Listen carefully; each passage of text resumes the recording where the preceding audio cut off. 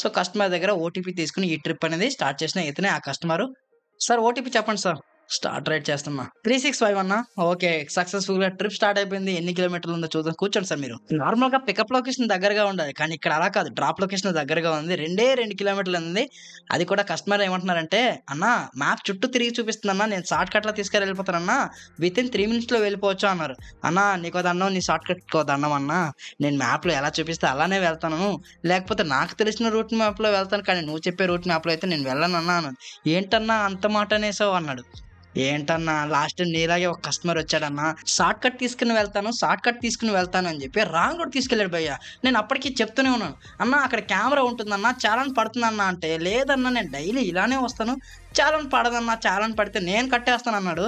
చాలాన్ పడిన తర్వాత కాల్ చేస్తే నా నంబర్ బ్లాక్ లిస్ట్‌లో పెట్టేసాడన్న. అందుకే అప్పటి నుంచి కస్టమర్ మాట నేను వినట్లేదన్న. నాకు నచ్చినట్టు నేను వెళ్ళిపోతున్నాను. గుర్తుపెట్టుకో, నీకేదనిపిస్తే వచ్చి ఎవడి మాట వినొద్దు, మనిషి మాట అసలు వినొద్దు.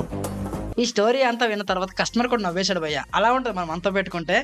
ఫైనల్లీ కస్టమర్ పెట్టిన డ్రాప్ లొకేషన్‌కి అయితే వచ్చేసాను. ఈ ట్రిప్ అనేది ఎండ్ చేసిన తర్వాత తెలిసింది ఇది ఆన్‌లైన్ పేమెంట్ అని చెప్పేసి. ఆహా, విధాడిందిరా నీతోని వింత నాటకం. కస్టమర్‌కి థాంక్ యూ చెప్పి ఇంకెళ్ళిపోమని చెప్పాను. ఇంకేం అనలేం కదా!